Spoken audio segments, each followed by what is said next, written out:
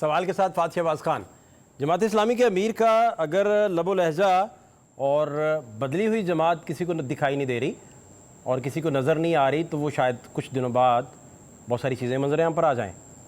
मौलाना फजल रहमान साहब ने कल बड़ी इंपॉर्टेंट बात की। उन्होंने कहा कि जमहूरियत अपना मुकदमा हार चुकी है और तहरीक इंसाफ ने ये सोच रखा था कि मौलाना साहब इस सारे केस को, सिनारियो को लीड करें और अगर कंटेनर निकले तो मौलाना साहब ही लीड करें।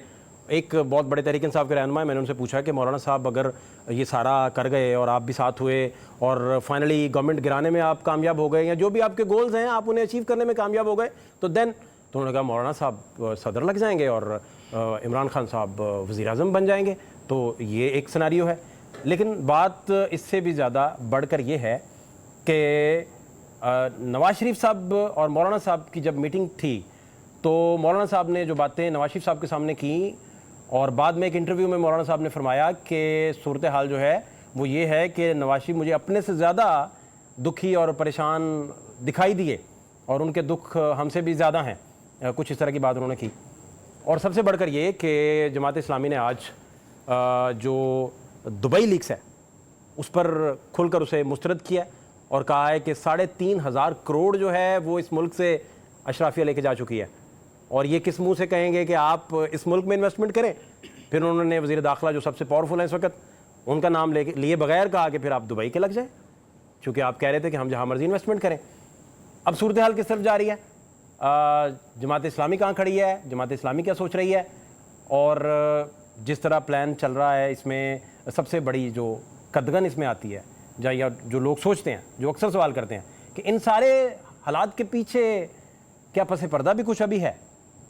और आपको वो धरने 2014 के जब याद आएंगे तो उसमें तो चीज़ें किरदार रिकॉर्ड पे आ गए।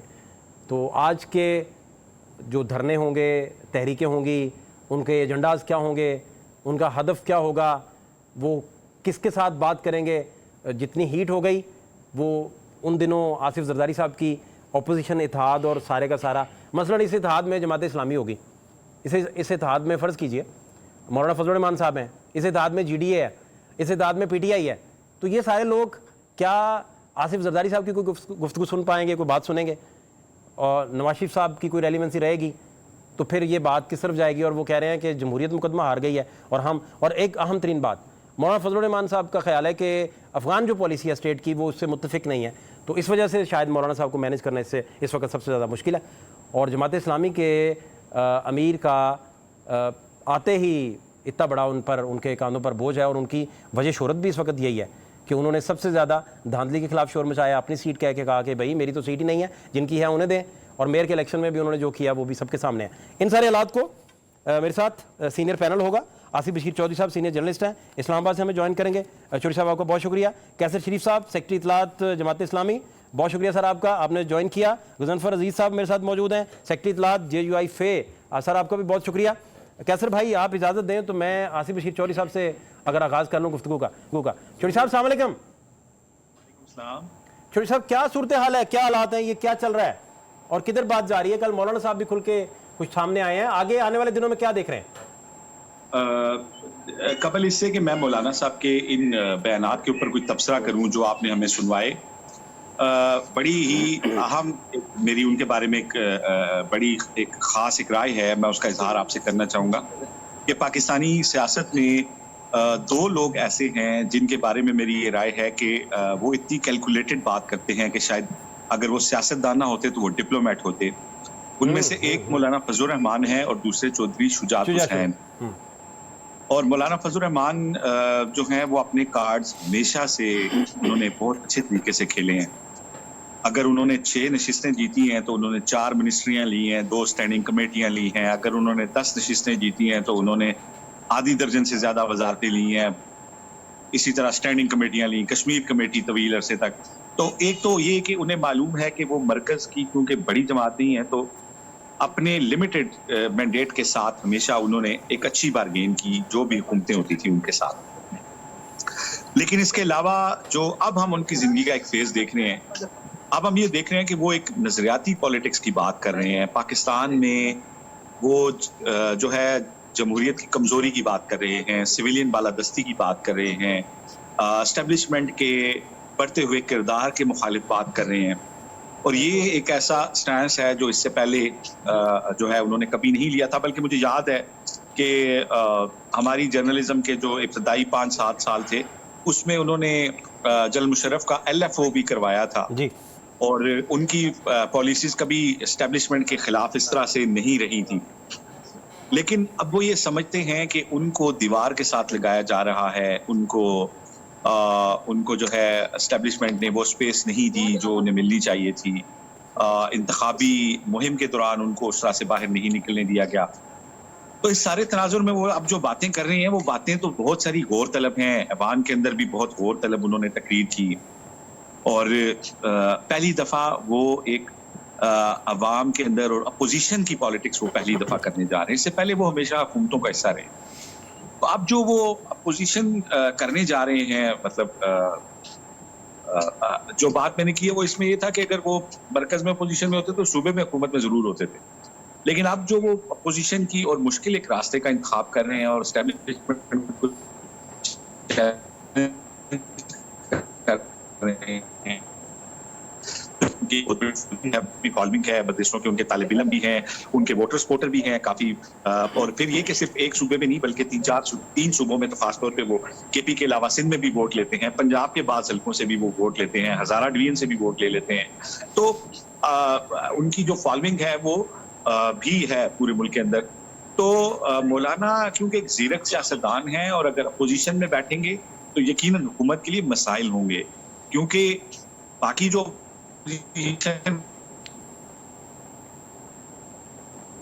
मेरे का सिग्नल का प्रॉब्लम भी उनका आ रहा है। मुझे बताइए कैसर भाई, आप ठीक हैं, खैरियत से? जी जी बिल्कुल, अल्हम्दुलिल्लाह। कैसर भाई, ये अपना लबो लहजा बदल गया जमात का, क्या हुआ?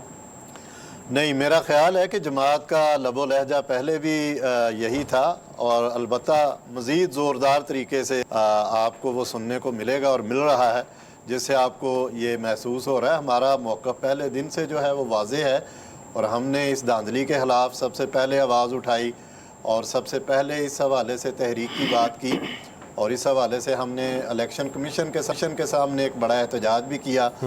अब इसी चीज़ को आगे बढ़ा के जमात इस्लामी जो है वो अपना प्लान कर रही है, अपना झंडा, अपना निशान। ये हमारा ज़ाहिर है एक असूली फ़ैसला है और उसके साथ साथ जो है वो अवाम के जो मसाइल हैं और जिस तरह इस इलेक्शन में फार्म 45 और 47 का मामला रहा है, हम ये समझते हैं कि फार्म 45 में जिन लोगों को पजीराई मिली थी उनको छोड़कर फार्म 47 से कुछ लोगों को रसवाई मिली है। और आप जाएंगे फिर साथ इल्हाक होगा ऑपरेशन? देखें, हमने तो पहले दिन अमीर जमात इस्लामी हाफिज रहमान साहब से जब अपोजिशन का वफद जो है वो मंसूरा मिलने आया तो उन्होंने बड़ा वाज़ेह और दो टोक इस पे बात की कि ये जमात इस्लामी तो पुरअमन अवामी मुज़ाहमती जो तहरीक है वो इंशाल्लाह चला रही है और चलाएगी। 25 और 26 को हमारी मरकजी शूरा का इजलास अकेले खेल रहे हैं? अच्छा, शूरा में डिसाइड करेंगे? देखिए, नहीं, शूरा में डिसाइड करेंगे और बहुत सारी चीज़ें ऐसी एजेंडा में है ना शूरा में डिसाइड करना? बिल्कुल है। और जो मुश्तरकात हैं अपोजिशन की जमातों के साथ, जो मुश्तरकात होंगे उस पर भी बात होगी। मैं ये और एक बात सिर्फ बता दीजिए कि शूरा का जो आपका इजलास है उसमें एजेंडा में ये है कि जो अलायंस बनने जा रहे हैं उनका आप हिस्सा होंगे, नहीं होंगे, क्या करेंगे? बिल्कुल, यही है ना? बिल्कुल, ये डिस्कशन का हिस्सा है। और हमारी मरकजी मजलिस शूरा का इजलास जो है वो 25 तारीख को मंसूरा में 10:30 बजे शुरू होगा। अमीर जमात इस्लामी हाफिज नईमुर रहमान साहब उसकी सदारत करेंगे। इस 2 दिन के इजलास में मुल्की सियासी हालात के बाद जो तहरीक है जमात इस्लामी जो तहरीक बर्पा करना चाह रही है, पुरअमन मुज़ाहमती तहरीक, उसके सारा जो नक्शा है वो सामने आएगा इंशाल्लाह और उसके बाद जमात इस्लामी उसका बाज़ाब्ता ऐलान भी करेगी। गज़नफर भाई, ये आसिफ बशीर चौधरी साहब कह रहे थे कि वो हमेशा बड़े ज़ीरक सियासतदान है, इसमें कोई दूसरी राय नहीं है, लेकिन वो बड़ा कैलकुलेटेड खेलते हैं। क्या रिस्पॉन्ड है आपका? चौधरी साहब की बात पे भी कोई रिस्पॉन्ड करना चाहें? कल की बात पे भी जो मौलाना साहब कह रहे थे, दो बातें हैं उनकी बात जो जितनी भी हुई मैंने उसमें जो से सोचा है, 2 पॉइंट ऐसे हैं जिनको मैं क्लैरिफाई करना चाहता हूँ। एक तो उन्होंने कहा कि मौलाना साहब पहली बार एस्टेब्लिशमेंट के बारे में बात कर रहे हैं। शायद मेरा ख्याल है कि उनका हमारी सियासत की तारीख़ का मुताला थोड़ा सा कम है। मौलाना साहब 1980 में सियासत में दाखिल हुए हैं, हज़रत मुफ्ती साहब रहमतुल्लाह अलैह के ज़माने के बाद। तो पहली जो तहरीक उन्होंने ज़िंदगी में चलाई थी वो MRD थी, movement for restoration of democracy. Zia الحق کے زمانے میں اس کے خلاف، اور آپ کو اس تاریخ میں یاد ہوگا کہ 3-3.5 سال اس زمانے میں مولانا جیل میں رہے ہیں ضیاء الحق کی اسٹیبلشمنٹ کے خلاف. وہ بھی ظاہر ہے کہ اسٹیبلشمنٹ تھی، وہ آمریت تھی. ٹھیک ہے. اور دوسری چیز انہوں نے ذکر کیا اس کے علاوہ بھی ہر زمانے میں، پھر انہوں نے دوسرا پوائنٹ دیا کہ مولانا ہر زمانے میں حکومت میں رہے ہیں. یہ بھی میں اس سے ایگری نہیں کرتا. پہلی حکومت جس میں مولانا شامل ہوئے ہیں وہ 2002 کی حکومت تھی. اس سے پہلے جتنی بھی حکومتیں بنی ہیں مولانا کسی حکومت میں نہیں تھے، حتیٰ کہ نواز شریف اور بےنظیر کے دونوں ادوار گزرے، ضیاء الحق کا دور گزرا، اور اس کے بعد مشرف کے دور میں ہم جو ہے نا MMA بنا کر ہم نے 2 صوبائی حکومتیں بنائی تھیں مشترکہ طور پر مجلس عمل کے پلیٹ فارم سے. ٹھیک ہے. اس سے پہلے وفاقی حکومت میں تب بھی نہیں تھے. اس کے بعد پہلی بار ہم وفاقی حکومت میں حصہ بنے ہیں 2008 میں پاکستان کے اندر، زرداری صاحب کے دور کے اندر. ٹھیک ہے. اس سے پہلے ہم کسی حکومت میں نہیں تھے. تو میرا خیال ہے کہ ہمیں تھوڑا سا اپنا ریکارڈ درست کرنا یہ پڑا. 2008 سے تقریباً آن ورڈ رہے. اب 2008 کے بعد آپ نے دیکھیں پچھلی جو 18 کے بعد جو حکومت بنی تھی اس کے خلاف بھی تو ہم موومنٹ ہی چلا رہے تھے. آزادی مارچ ہم نے اس وقت کیا، اور ساری جتنی بھی تحریکات ہماری ہیں وہ زمانے کے اندر کھڑی ہوئی ہیں. نہیں، عمران خان کو جب نکال رہے تھے عمران خان کو نکالنے کے وقت تو عمران خان کو جب مولانا اپوزیشن لیڈ کر رہے تھے، اپوزیشن نے ہی نکالا نا. اپوزیشن نے نکالا کیا؟ اپوزیشن وہ کہہ رہے ہیں دیکھیں مولانا کا ریکارڈ ہے. اب بات تو وہ کہہ رہے تھے، باجو صاحب کہتے تھے ہمیں عمران خان حکومت میں تھے کہ نہیں تھے؟ کیا ہم ان کے ساتھ حکومت میں شامل تھے؟ یہ بتائیں، اس سوال کا جواب دے دیں. نہیں، ظاہر ہے کہ ہم اپوزیشن میں تھے نا. نہیں، سوال یہ ہے کہ ہم اپوزیشن میں تھے. عدم اعتماد کس کے کہنے پہ لائے؟ کسی کے کہنے پر نہیں لائے. عدم اعتماد تو پارٹیوں نے. آپ مولانا صاحب کے اپنے بیان کو چیلنج کر رہے ہیں ان کے. میں کسی کے بیان کو چیلنج نہیں کر رہا. توہین کر رہے ہیں مولانا صاحب کی بیان کی. مولانا ہمارے دیکھیں اس طرح نہ کریں. آصف بشیر چودھری صاحب، سر آپ سن پا رہے ہیں؟ جی میں سن پا رہا ہوں. میں ایک چیز بڑی احترام کے ساتھ اپنے بھائی سے کروں گا. میں مولانا کی جو سیاسی فکر ہے اس کا معترف ہوں جی. اور لیکن جو باتیں کچھ چیزیں ریکارڈ کی ہیں نا وہ یہ ہیں کہ میں گزشتہ 25 سال کی جو حکومتوں کی بات کر رہا ہوں. دیکھیں اس میں جنرل مشرف کے دور میں LFO نہیں ہو سکتا تھا اگر MMA ووٹ نہ کرتا تو 99 کی جو غیر قانونی ایمرجنسی تھی، مارشل لا تھا، انفیکٹ اس کو ویلیڈیٹ جو کیا گیا تھا وہ MMA نے کیا تھا. اور اس وقت اپوزیشن لیڈر تھے، قائد حزب اختلاف تھے مولانا فضل الرحمان. میں وہ اسمبلی کور کرتا رہا ہوں. جی ٹھیک ہے نا جی، 2002 والی. نہیں، اس کا تو میں نے اس پر تو بات ہی نہیں کی. میں نے جو بات کی میں کچھ اور بات آپ کے سامنے رکھنا چاہ رہا ہوں. بیسیکلی تو دیکھیں ابھی 2018 میں جی بالکل مولانا صاحب نے یہ تجویز دی تھی کہ ہمیں اسمبلی میں بیٹھنا ہی نہیں چاہیے اور ہمیں ریزائن دینے چاہیے. 2018 کے الیکشن کے بعد یہ کہا تھا، لیکن ان کی بات باقی ان کے جو رفقات تھے انہوں نے نہیں مانی تھی اور پھر اسمبلیوں میں چلے گئے تھے. لیکن جب تحریک عدم اعتماد لائی جا رہی تھی تو میں نے وہاں پہ مولانا فضل الرحمان صاحب اور شہباز شریف صاحب اور آصف علی زرداری صاحب نے ایک جوائنٹ پریس کانفرنس کی تھی مارگلا ہوٹل میں جہاں پہ. جی بالکل یاد.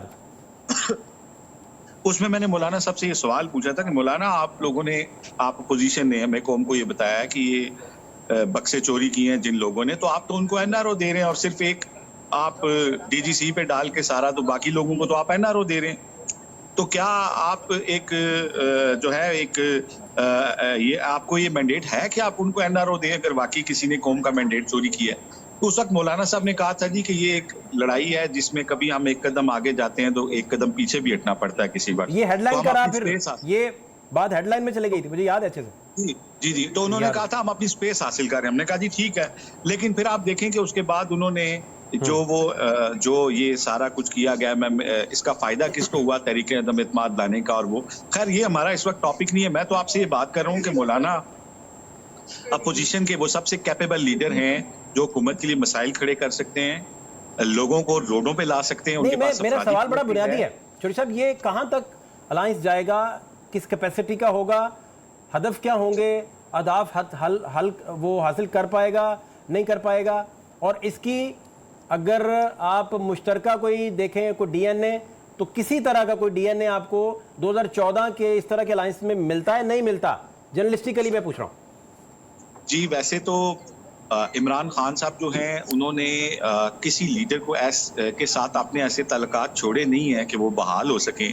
اس طرح سے انہوں نے ہمیشہ कंटेनर से पर्सनल अटैक किए हैं लोगों के ऊपर, और मौलाना भी उन्हीं में से एक थे जिनका बड़ा मजाक उड़ाते थे। लेकिन क्योंकि सियासत में कोई बात हतमी नहीं होती, और फिर देखें मौलाना साहब के भी बड़े सख्त उनके बारे में बयानात आते रहे थे कि ये यहूदियों के एजेंट हैं और इस तरह के रिकॉर्ड के ऊपर चीजें हैं। लेकिन देखें सियासत में क्योंकि कोई बात हतमी नहीं होती, तो ये इम्कान है कि एक मिनिमम एजेंडे के ऊपर अपोजिशन की जो जमातें हैं वो आ जाएं। और इस वक्त जब पीटीआई में लीडरशिप का फुकदान है, तो मौलाना वो लीडर हो सकते हैं अपोजिशन के, वो जीरक लीडर जो चाहिए है इस वक्त अपोजिशन को, जो हुकूमत के लिए मसाइल खड़े करे और हुकूमत को मजबूर करे चौधरी साहब, कि मुझे स्पेस ले सके। चौधरी साहब, मैं रीफ्रेज कर लूं अगर 2 लफ्जों में सिर्फ, क्या जो तहरीक इंसाफ मौलाना साहब से तवक्कुआत वाबस्ता किए बैठी है, मौलाना वो कर गुजरेंगे या नहीं? देखें मौलाना साहब के बारे में मुझे ये पता है कि मौलाना साहब पर्सनली नाराज हैं अपने सबसे पुराने हलीफ मियां नवाज शरीफ से, और उनको ये भी कहा गया है कि आपका जो साइज कट किया गया है इसमें एक फरमाइश मियां नवाज शरीफ साहब की भी थी। ये बात मैं आपको एक मालूमात बता रहा हूँ कि उनको ये बताया गया है कि मियां नवाज शरीफ भी इस चीज़ के ख्वाह थे कि मौलाना को साइज में लाया जाए। ये बात उन तक पहुँचाई गई है। तो मौलाना साहब क्योंकि पहले पीडीएम में खाइफ थे कि पीपल्स पार्टी का जो किरदार है उसको बार बार वो दुरुस्त नहीं है, लेकिन मियां साहब उन्हें फिर स्पेस दे देते हैं। तो अब इस बात के बाद वो भी मियां साहब से नाराज हैं, एस्टेब्लिशमेंट से भी सख्त नाराज हैं कि उन लोगों को कि उनकी जमात को कैंपेन नहीं करने दी गई। और पहली प्रेस कॉन्फ्रेंस जो इलेक्शन के बाद उन्होंने की थी उसमें उन्होंने बरमला कहा था कि हम अपनी जनरल काउंसिल के सामने ये बात भी रखेंगे कि अगर इंतखाबी जो सिस्टम है इसके अंदर हमारा रास्ता रोका जा रहा है तो हम फिर कोई दूसरा तरीका इख्तियार करें। मैं समझता हूँ ये इलेक्शन के बाद सबसे सख्त किसी लीडर का ये बयान था। ठीक है, तो मुझे लगता है कि एक नजरिया जरूरत का अरेंजमेंट पीटीआई और मौलाना के दरमियान हो सकता है, और मौलाना ही अपोजिशन के वो रियल लीडर हैं जो हुकूमत के लिए मसाइल खड़े कर। ठीक है, जो कैसर मेरे जो मेरे साथ रहिए भी हैं और सियासत को जानते भी। ठीक है, कैसर साहब, मौलाना साहब के गिर्द ये सारी सियासत घूमेगी तो अमीर जमात इस्लामी के गिर्द वो अलहदा सोलो फ्लाइट लेके घूमेंगे, या इस पे कोई नोट्स एक्सचेंज कर सकें, कोई ऐसी राज की बातें जो सीने में दफन लिए? आपके चेहरे पे बोझ नज़र आता है, ये जो चीज़ें आप लिए फिरते हैं, ये किस दिन बतानी है आपने और कब बतानी है? मेरा ये ख्याल है कि जो मुल्क की सियासत है वो अब हाफिज़ नईम रहमान साहब के गिर्द घूमेगी और वही उसको लीड करेंगे। उसकी मैं 2 वजूहात आपके सामने रख देता हूँ। प्लीज़। एक तो आपने बात की उनके कराची के हवाले से, जो उनकी स्ट्रगल है, जिस अंदाज में उन्होंने अवाम का मुकदमा लड़ा, वो एक बहरहाल एक बड़ी चीज़ है जिसको लोग जानते हैं। दूसरी जो चीज़ सामने आई है वो ये है कि वो इस वक्त वाहिद लीडर हैं जो मुतनाज़े नहीं हैं, जिनको तमाम सियासी जमातों के कारकुन जो हैं वो अपना लीडर समझते हैं, और उनके दिल में एक उम्मीद है कि हाफिज़ नईम रहमान साहब की शक्ल में कौम को लीड करने वाला एक फ़र्द जो है वो सामने आएगा। मैं बड़े एहतराम के साथ यहाँ ये सवाल उठाना चाहता हूँ जो कौम उठाती है, लोग उठाते हैं, वो कोई मिस्टर साहब हों या हमारे मौलाना साहब हों।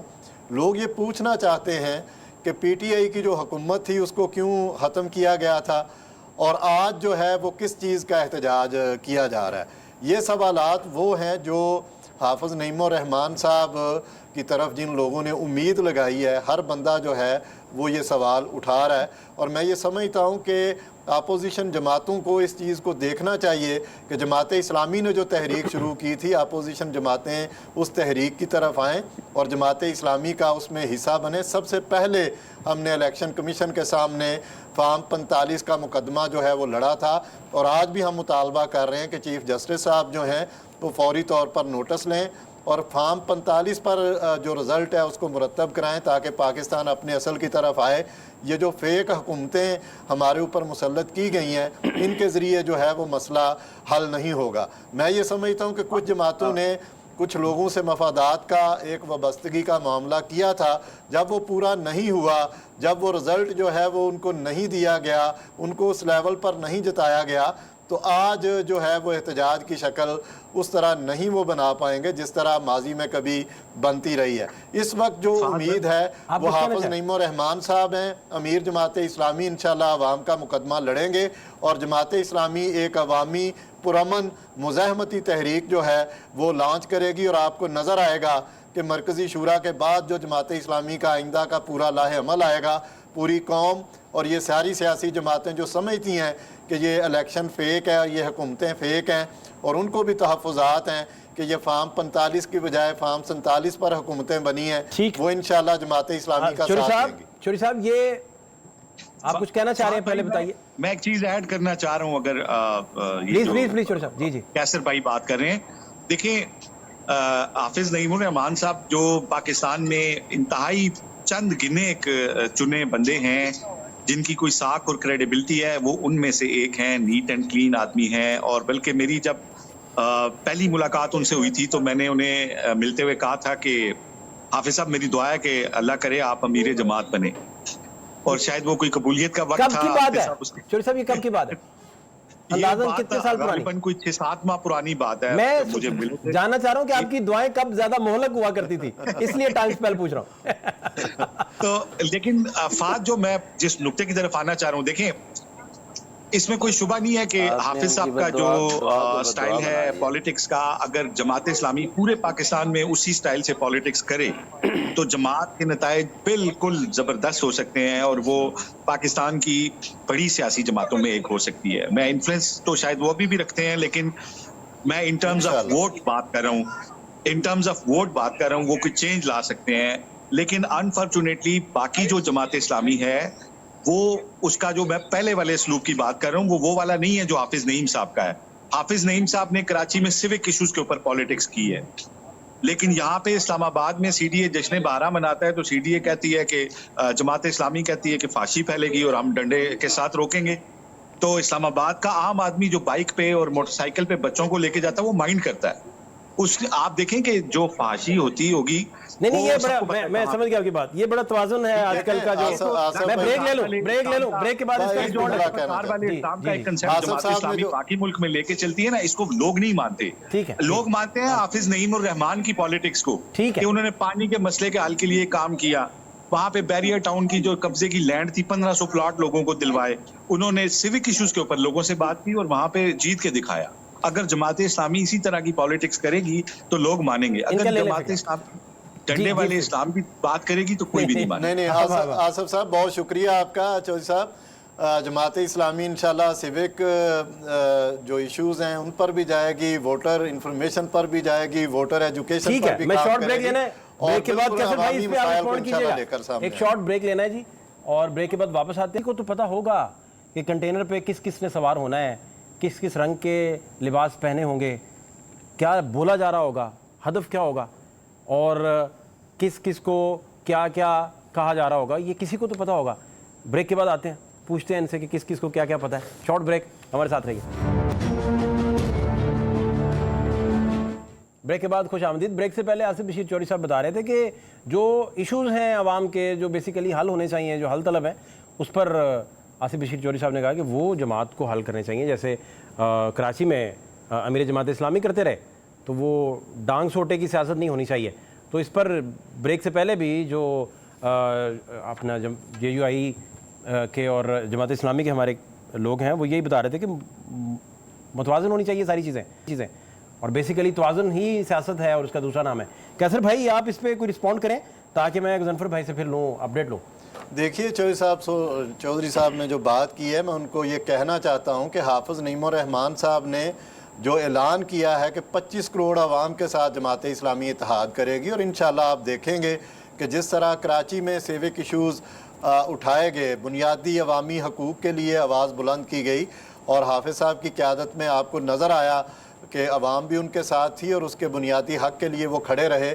انشاءاللہ پورے پاکستان میں آپ دیکھیں گے کہ جماعت اسلامی ایک پرامن مزاحمتی جو تحریک ہے وہ چلائے گی، اور عوام اس میں شامل ہوگی، اور عوام کے حقوق کے لیے اسی جاندار طریقے سے پورے ملک سے آپ کو آواز جو ہے وہ نظر آئے گی۔ اور حافظ نعیم الرحمان صاحب کی قیادت میں پاکستان کے پاس ایک واحد امید ہے کہ عام آدمی جو ہے وہ ان کی طرف دیکھتا ہے اور توقع رکھتا ہے کہ وہ ان کے مسائل کے لیے اٹھیں گے اور اس کے لیے جدوجہد کریں گے۔ انشاءاللہ 25 اور 26 کے بعد ہماری مرکزی مجلس شورا کے اجلاس کے بعد آپ دیکھیں گے کہ اس تحریک کا پورا نقشہ جو ہے وہ آپ لوگوں کے سامنے ہوگا۔ اچھا غضنفر بھائی، یہ پی ڈی ایم مولانا صاحب کو صدر پاکستان بنا دیتی تو یہاں تک رولا ہی نہیں پہنچنا تھا، کیا پرابلم تھی؟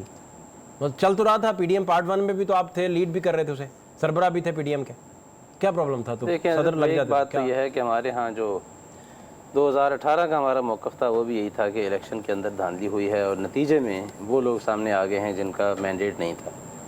हमने उसके ख़िलाफ़ मूवमेंट चलाई और आपने देखा कि आज़ादी मार्च भी हुआ, पूरे मुल्क में जलसे भी हुए, सारी चीज़ें अपनी जगह पर। लेकिन जब 2024 आता है और यहाँ दोबारा इलेक्शन होता है, फिर ऐसे लगता है कि वो एक अलग नए तरीके से उसी एक्शन का रिप्ले किया गया और नतीजे में इस दफ़ा तो नए एलिगेशंस आए हैं सामने कि जी इलेक्शन बजाय इसके कि सिर्फ धांधली की गई, इलेक्शन बेचे गए, पूरी असम्बली बेची गई। और आपके मुझे जो इतलात मिली हैं मुख्तलिफ़ सूबों से, बल्कि जिस हल्के में मैं कंटेस्ट कर रहा था, मुझे वहाँ से इतलात मिली कि जनाब वो जिस उम्मीदवार ने इलेक्शन जीता है वो ख़ुद मुख्तलिफ़ मजलिसों में जाके कहता है कि मैंने तो इतने करोड़ रुपए दिए थे फ़लाँ आदमी को और उसकी वजह से मुझे ये सीट मिली है। ये लाहौर का वाक़या मैं आपके सामने रख रहा हूँ। बलूचिस्तान में तो यहाँ तक हुआ है कि एक एक हल्के में 4-4 लोगों से पैसे लिए गए और जिसने ज़्यादा दिए थे उसको सीट दे दी गई। तो इस तरह के इलेक्शन होने के बाद आप ये कहें, अगर आप ये सोचते हैं कि हमारी सीटें कम हुई बुनियादी तौर पर, मसला इसका नहीं है। मौलाना साहब भी पार्लियामेंट में पहुंच गए, वो इस वक्त असम्बली के रुकन भी हैं, उनका खिताब भी आपने सुना है, लेकिन बुनियादी मसला है अवाम के हक का और उनके वोट का, उसका तहफ़्फ़ुज़ करने का। इसलिए देखें हज़रत, एक मिनट मेरी बात पूरी हो रहने दें। इसलिए हमें जो है ये जो तहरीक की तरफ हम गए हैं, बुनियादी एजेंडा ये था। फिर ज़ाहिर है कि ये सब कुछ पिछली दफ़ा हम ये कहते भी थे इमरान खान, पाकिस्तान, तहरीक इंसाफ और ये सब, लेकिन उस वक्त भी इस सब कुछ के पीछे असल मुजरिम जो था वो इस्टेब्लिशमेंट थी और इस दफ़ा भी इलेक्शन चुराने के पीछे, बल्कि इलेक्शन बेचने के पीछे असल मुजरिम इस्टेब्लिशमेंट है। और हमारा हदफ इस वक्त वही है और हम उसी हदफ के हवाले से आज हम बात कर रहे हैं और इसी बुनियाद पर अगर बात होगी किसी सियासी जमात के साथ तो उसकी बुनियाद भी यही होगी। चौधरी साहब को आवाज़ आ रही थी मेरी? जी बिल्कुल जी, आवाज़ आ रही है। चौधरी साहब, मैं आपसे ये जानना चाह रहा हूँ कि मौलाना साहब को पीडीएम अगर सदर पाकिस्तान बना देती, फ़र्ज़ करें, तो फिर भी हालात आप यही देखते थे या कभी ये चीज़ कंसिडर ही नहीं हुई? इस तरह ये अफवाहें रही, ऐसा कुछ था नहीं कभी? देखें सर, ये तो जो आई थी, लीक्स आई थी, आपको याद होगा, विकीलीक्स आई थी, उसमें बाकायदा वो मौलाना साहब की तरफ से इस ख्वाहिश का इजहार था अमरीकी सफ़ीर के साथ मुलाकात में। लेकिन आप ये देखें कि जो हमारी नेशनल लीडरशिप है वो एस्टेब्लिशमेंट के इशारे पे चलती है और जब किसी जमात के ताल्लुकात अच्छे हो जाते हैं तो वो उस बंदे से बात भी नहीं करते जिससे एस्टेब्लिशमेंट नाराज़ हो। अभी मौलाना साहब के साथ कुछ पिंडी के कुछ इश्यूज थे, तो मौलाना साहब के इस्लामाबाद में उनके बेटे की शादी में मुस्लिम लीग नून का कोई लोकल जो लीडर था वो भी शामिल नहीं हुआ। और ऐसे में मुझे नहीं लगता कि पिंडी की नाराज़गी की सूरत में उनको सदर बनाने की कोई सीरियस बात जो है वो की गई, ऐसी कोई बात थी नहीं थी। लेकिन मौलाना के बारे में क्योंकि मैं मौलाना की सियासी बसीरत का मोतरिफ हूँ और मैं ये समझता हूँ कि मौलाना जो हैं वो बड़े एक मंजे हुए और ज़ीरक सियासतदान हैं, तो वो आप शायद ज़्यादा ख़तरनाक सूरत पैदा कर सकते हैं हुकूमत के लिए। और क्योंकि ये एक हाइब्रिड निज़ाम की हुकूमत है जो कि पिंडी की जो है वो से जिसकी डोरियां हिलती हैं, तो शायद मौलाना का जो नया रूप है वो पिंडी के लिए ज़्यादा सेटल होगा बनिस्बत वो ज़्यादा सूट करते थे कि अगर वो सरकारी बेंचों के ऊपर बैठे होते और उनके पास कुछ सीटें और चंद मिनिस्ट्रियां। ठीक है चौधरी साहब, बहुत शुक्रिया। हज़रत उन्होंने विकीलीक्स का हवाला दिया है आसिफ बशीर साहब ने, मेरा ख्याल है ये वो इशू है कि जिसको हम पहले भी कई दफ़ा कह चुके हैं, ये बिल्कुल खिलाफ हकीकत चीज़ें हैं। लीक्स आते हैं और उसके बाद हम उसको ऐसे मुक़द्दस समझ लेते हैं जैसे कोई आसमानी किताब हो, इसलिए हमें ऐसी चीज़ों। ठीक है, आपका पॉइंट आ गया, बहुत शुक्रिया आपका। कैसर भाई आपका भी बहुत शुक्रिया, चौधरी साहब आपका भी बहुत शुक्रिया। और क्या आने वाले ऐसा होगा कि जो तहरीक इंसाफ का वफ़द है वो अमीर जमात इस्लामी से मिलने आता है, फिर अमीर जमात इस्लामी हो, मौलाना फजल रहमान हो, तहरीक इंसाफ खड़ी हो, इकट्ठे प्रेस ब्रीफिंग दे रहे हों, या ये सारी बातें पीटीआई के जो लोग देख रहे हैं ख्वाब, वो ख्वाब ही रह जाएगा, या ये शर्मिंदा ताबीर भी हो सकेगा? फातिह शहबाज खान को इजाज़त दीजिए, अल्लाह के बाद।